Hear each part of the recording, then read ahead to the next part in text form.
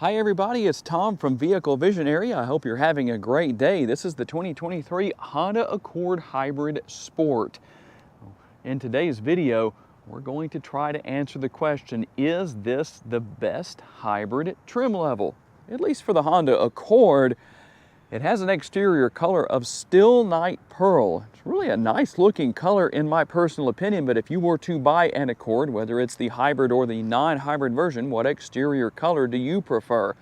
It has a black interior, and we are going to take a close look at what you get with this particular trim level.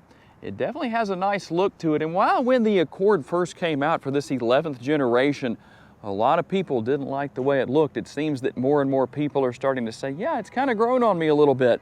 That's common with a lot of vehicles when they're fully redesigned. Let's dig in a little bit deeper and see exactly what you get with this particular model. And by the way, that is a smart key. You do have the walk-away feature. And here are the power adjustable, manually folding side view mirrors with the gloss black mirror caps. Now they are not heated here on the sport trim level, but something you will find right here. Blind spot monitoring, that's always a good thing. And there's a little bit of a balance here between the gloss black and the chrome trim that we see around the windows right here. I think that's tastefully done and maybe well balanced, not too much, but you will find obviously the black with the lower portion of the body all the way around. Gives it a little bit lower profile and lower look on the stance, a little more sporty. That would be appropriate on the sport trim level, right as is the black spoiler back here in gloss black. That really sets everything off back here.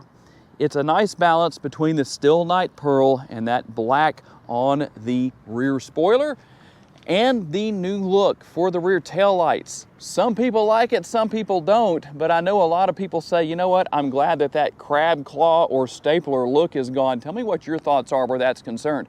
Now, one thing I do want to cover here, this being the hybrid, well, the one thing that isn't here, because, well, there simply isn't a place for it with the way that everything is designed here, is going to be a spare tire. You do have the tire repair kit, and underneath here, well, there really isn't room for a spare tire. So tell me what your thoughts are on that. I know a lot of people don't like that.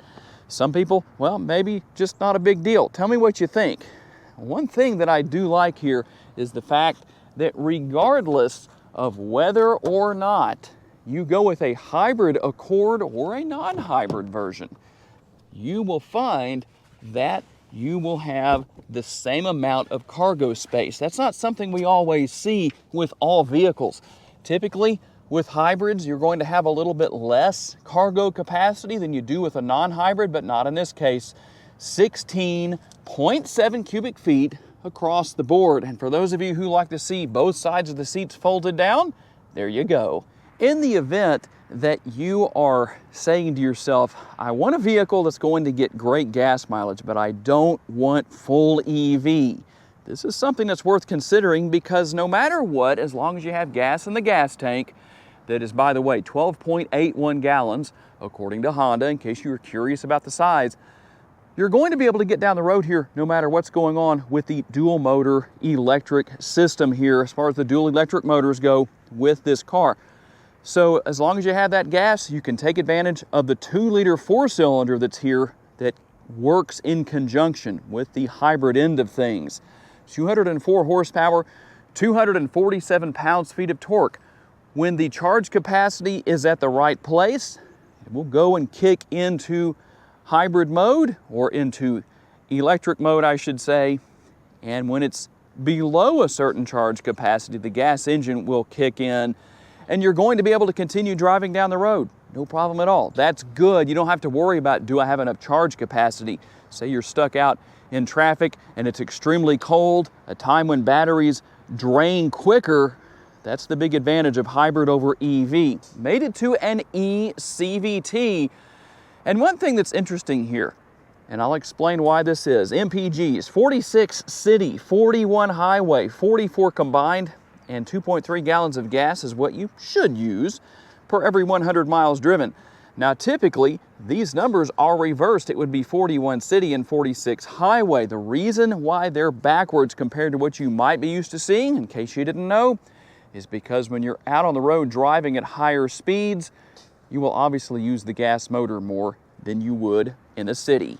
And by the way, for those of you who say, hey Tom, we want to see the window sticker, you can pause the video right now, try and give you a good view of that as best as I can. I know there's a little bit of a glare there. I'm going to put my shadow on it, maybe make it a little bit easier for you to see. Hopefully that helps out.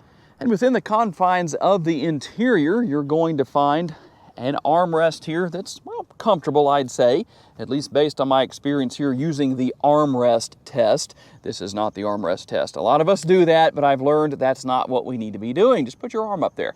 And then we're going to have the door bin right here that has, well, enough space for a large bottle, maybe some snacks in there, whatever somebody wants to put who's riding in the back seat in that area. And a sporty look to the cloth interior. Now, what you won't find here, rear air conditioning vents or any kind of USB connectivity here on the rear of the center console. For all of the decades that we survived with far larger vehicles than this, in a lot of cases with no rear air conditioning vents, it's okay. It's not going to be a problem. I know that's an advantage. It's something a lot of people have become accustomed to, but believe it or not, there was a time in history when we survived without such things. Here's the fold-down armrest with the cup holders built in case you were wondering about that. And yes, there is a conventional size sunroof here. Tell me what your thoughts are. Do you want a panoramic sunroof? And if you say yes, tell me why. Why do you like the panoramic sunroof over the conventional size? And if you have a passenger who is looking for a larger door bin and a larger armrest, well, calling shotgun is of utmost importance. Because, well, you can see that I have more space here with the armrest, a larger door bin. Now we have a manually adjustable seat here on the passenger side. It is fully adjustable. The driver's side is power. Nice look across the dashboard. You will see a variation as to how the dash looks here compared to what it looks like in the 11th generation of the Civic, to kind of set things apart between the Accords and the Civics, all that good stuff. And while we don't have a wireless charging pad here on the Sport trim level, you will find a couple of USB options here. The conventional style shifter, you have your mode selector. I think you know what else is there as far as everything goes. Cup holders, and we have the multitasking lid for the center console because it's also an armrest. You can lower the seat down if you need to make that a little bit more accessible. But one thing, besides having space within the center console that is an advantage for your rear seat passengers, is that you could plug in an adapter right here with that the 12 volt power outlet. That's not a USB port, Tom. Yep, that's right. Everyone's going to laugh now, and it's okay. But you can run an adapter to your back seat passengers to give them USB connectivity options. And taking a look in through the driver's side door, the only differences you're going to find here are some more controls, buttons and switches.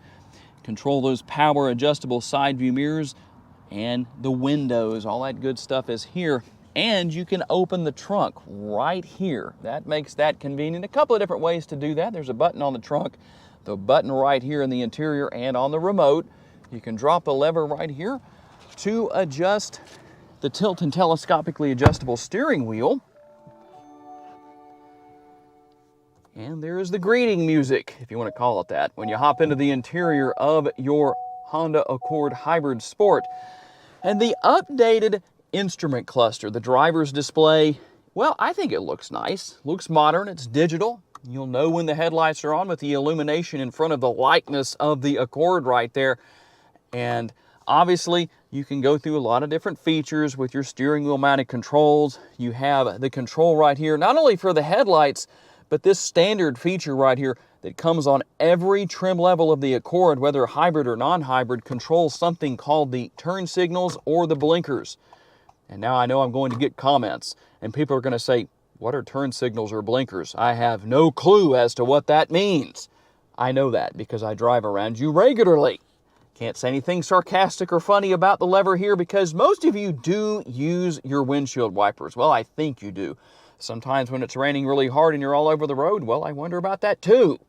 Okay, it's all right to laugh. Yes, indeed. Now, I can't really say anything sarcastic or funny about what's on the shifter right here. They look like shifter paddles. Some of you might wonder about that. Well, that's not what they are. These paddles are what I call regen braking paddles. Regenerative braking uses kinetic energy to keep the battery charged with the vehicle when you're driving down the road, when you're slowing down. That's what that is. And you can adjust how aggressive that is. You can actually increase or decrease how that works. Now, one of my favorite features here, besides the angle at 90 degrees that reduces glare tremendously here with this 12.3-inch touchscreen, is the fact that it's larger and it looks more modern. At least it does to me. You can go in and see the power flow of the vehicle when you're driving down the road. Doesn't mean you should stare at it the whole time. Keep your eyes on the road. I'm not telling you not to do that. And then, obviously, Apple CarPlay and Android Auto compatibility here. You can wirelessly pair your phone. So, you also have this area right here where you can rest your hand. Makes it a lot easier to gain access to whatever you want to on here as far as on the screen. And obviously, some changes where the design and look goes. I think Honda's done a nice job here. Everything looks nice. It looks modern. There's a lot going on here. A lot that you can do, a lot of adjustments that can be made. We're not going to cover all of that, but in case you were curious, there it is. You also have power flow over here on the right-hand side of the screen if you want to take a look at it right there. And when you go into reverse, the multi-view rear view camera is going to be here. And here are our three views. You've seen the first view right there, that view. And here is the third and final view. So it makes it pretty easy to get around whatever you need to see behind you. And yes, every single Accord is going to have that feature because, well, by 2020, every vehicle, at least in the United States, was supposed to have some sort of a rear view camera. You do have your button and knob right here for controlling the volume for the radio, turning that on and off, all that good stuff. And dual zone climate control. Now, you don't have heated seats here, also not ventilated seats, something we need today. Yesterday, we set a high here in Northwest Louisiana of 110 degrees. I'm not proud of that, but I want you to take a look at something. First of all, that is the correct time. It is 8:30 a.m. And then if you look right down here, here's why I would love to have ventilated seats. It is indeed 93 degrees right now. And by the way, here's your drive mode selector. What are your drive modes? Well, obviously you start with normal, and then we'll go down to econ mode, and then we work our way back up here to sport mode. There's also individual mode, so you can go into that if you want to. Again, nice looking graphics, just added value from Honda. I think that's a good thing.